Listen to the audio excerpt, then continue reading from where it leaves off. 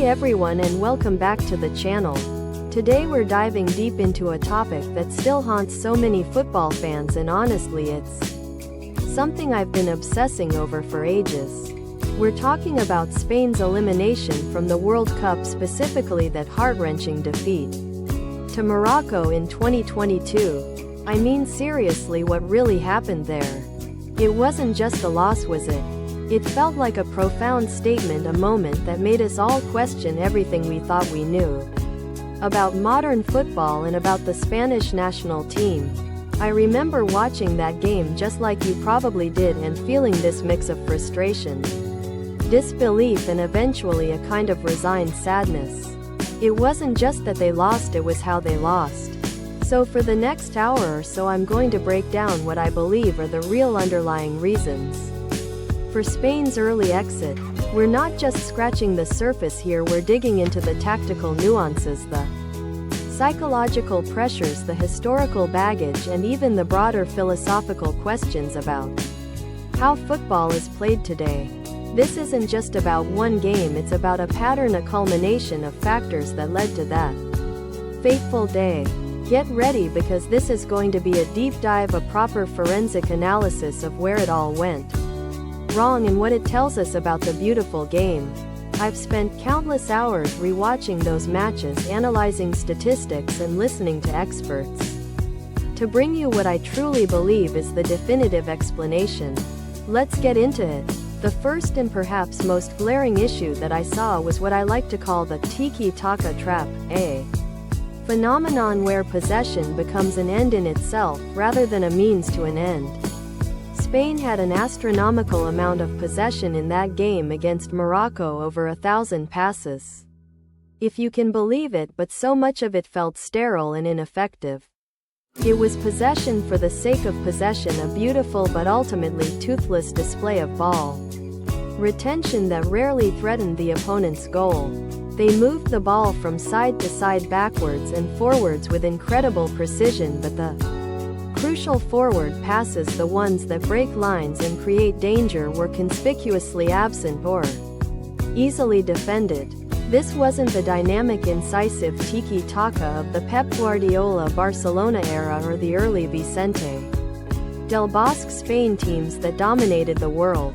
That version of tiki-taka was about creating numerical superiorities in dangerous areas, pulling defenders out of position and then delivering the killer blow. This iteration often felt like a slow strangulation of the game, but one that was self-inflicted, because they weren't actually creating clear-cut chances. They were playing a game of keep away, but without the ultimate goal of scoring. My second point, and this is a big one for me, is the undeniable lack of a clinical number 9, a true goal poacher who could convert those rare opportunities. Alvaro Morata is a fantastic player and he works incredibly hard, but he's never been that prolific, consistent striker that a World Cup winning team often needs. When Spain did manage to get into promising positions or create half chances, there wasn't that instinctive finisher to put the ball in the back of the net with regularity. This isn't just about one player, it's about a systemic issue where the team relied on midfielders or wingers to chip in with goals rather than having a focal point who guarantees a certain return. Think about the great Spanish teams of the past. They had Fernando Torres, David Villa, even a prime Diego Costa at times. These players knew how to sniff out a goal, how to be in the right place at the right time, and how to finish under pressure. This Spanish squad, while incredibly talented across the midfield and defense, simply lacked that consistent cutting edge up front. You can dominate possession all you want, but if you don't have someone who can reliably score when it matters most, then all that intricate build-up play becomes moot. Now let's talk about something less tangible but equally critical: the psychological fragility and the recurring penalty shootout trauma. Spain has a long and painful history with penalty shootouts in major tournaments, and it feels like that history weighs heavily on the players. The moment that game against Morocco went to penalties, you could almost feel the collective dread Not just from the fans, but I imagine from the players themselves. It's a mental block, a psychological hurdle that they just haven't been able to overcome. When you step up to take a penalty in a World Cup knockout game, the pressure is immense, and any past failures can amplify that pressure exponentially. You saw it in the body language, in the hesitant run-ups, and ultimately in the poor execution of those spot kicks. It wasn't just bad luck, it was a manifestation of deep-seated anxiety and a lack of confidence in that specific high-stakes scenario. This psychological burden is a real factor, and it affects decision-making and execution when it matters most. My fourth crucial point is what I've termed tactical stubbornness, or a distinct lack of a viable Plan B. Luis Enrique is a brilliant coach with a clear philosophy, and I admire his conviction, but sometimes conviction can morph into rigidity. It felt like Spain had one way of playing, one system, one approach, and if that wasn't working, they struggled immensely to adapt or switch gears. They kept trying to play through Morocco's incredibly compact and disciplined defense using the same patterns even when it was clear it wasn't unlocking anything. A truly adaptable team, a champion team, has multiple ways to win. They can play possession football, they can hit on the counter, they can use direct play, they can exploit set pieces. Spain seemed almost allergic to deviating from their established passing game, even when a more direct approach or a change in tempo might have been exactly what was needed. This predictability allowed Morocco to set up their defensive block, perfectly knowing exactly what to expect. Moving on to point number 5, we have to acknowledge the defensive vulnerabilities in transition, issues that plagued them at times. While Spain often dominated possession, their high defensive line and commitment to attacking sometimes left them susceptible to quick counter-attacks.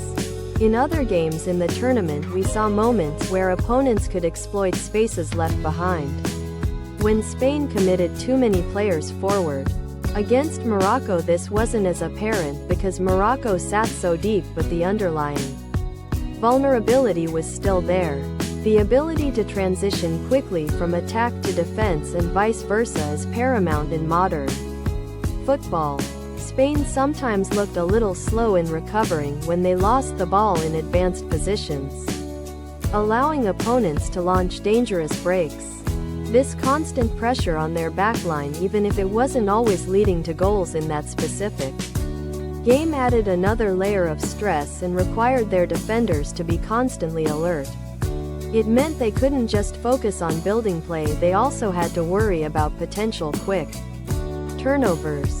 Point number 6 brings us to the fascinating dynamic of the youth experiment versus the need for seasoned experience. Luis Enrique brought a very young squad to the World Cup with incredible talents like Pedri and Gavi at the heart of the midfield. These players are generational talents, absolutely brilliant, and they showed flashes of their genius throughout the tournament. However, there's an argument to be made that in the white-hot pressure cooker of a World Cup knockout game, a bit more veteran leadership and composure might have been beneficial. While the youth brought energy and technical brilliance, they also sometimes showed moments of inexperience or a lack of the cynical game management that comes with years of playing at the highest level. Finding that perfect balance between youthful exuberance and seasoned wisdom is incredibly difficult for any coach. Perhaps in those crucial moments, especially in extra time or during the penalty shootout, a few more battle-hardened veterans could have provided that calming influence or made those critical decisions more effectively. And finally, we absolutely must give credit where credit is due. My 7th point is simply acknowledging Morocco's masterclass.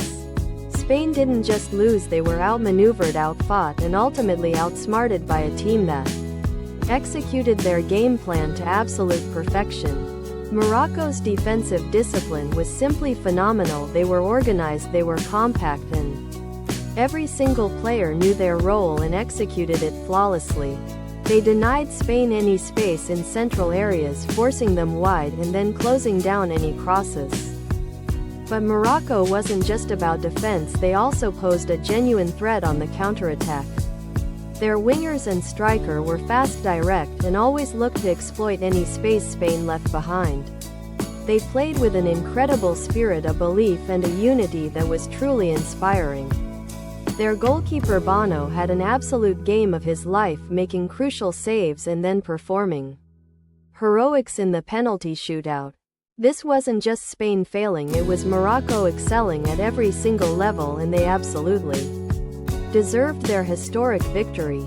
So when you combine all these factors, the sterile tiki-taka, the lack of a clinical striker, the psychological burden of penalties, the tactical rigidity, the defensive vulnerabilities, the youth versus experience debate, and Morocco's brilliant performance, you start to see the full picture. It wasn't one single thing, it was a perfect storm of elements that converged on that fateful day. Spain's elimination was a complex tapestry woven from tactical missteps, mental blocks, and the sheer brilliance of an opponent. It's a stark reminder that in modern football, possession alone is not enough. You need penetration, you need a cutting edge, you need tactical flexibility, and you absolutely need mental fortitude. The game has evolved, and while Spain's philosophy is beautiful and can be incredibly effective, it also needs to adapt to the demands of today's defenses and the ruthlessness of knockout football. This World Cup taught us that sometimes the team with less of the ball can be the more dangerous 1. Looking ahead for Spain, this elimination should be a wake-up call, a moment for introspection and a catalyst for change. They have an incredible pool of talent and a rich footballing culture, but they need to find a way to translate that talent into tangible results on the biggest stage. It means perhaps finding a more direct route to goal, a more varied attacking approach, and crucially, addressing that psychological hurdle when it comes to high-pressure situations like penalty shootouts. I believe they have the players and the potential to bounce back stronger. It's not about abandoning their identity entirely, but about refining it, evolving it, and adding new dimensions to their game. The core principles of beautiful passing football can still be there, but they need to be complemented by more pragmatism, more directness, and more clinical finishing. The future is bright, but the lessons from that Moroccan game must be learned and implemented. So what do you think? Do you agree with my analysis? Did I miss anything crucial? I'd love to hear your thoughts in the comments below, because this is a conversation that needs to happen. This isn't just about Spain, it's about the evolution of football and what it takes to win at the highest level in this incredibly competitive era. Thank you so much for sticking with me through this deep dive. I know it was a long one, but I felt it was important to give this topic the detailed attention it deserves. If you enjoyed this video and found it insightful, please hit that like button, subscribe to the channel for more in-depth football analysis, and don't forget to ring that notification bell so you don't miss any of my future content. Until next time, keep loving the beautiful game, and I'll see you in the next one.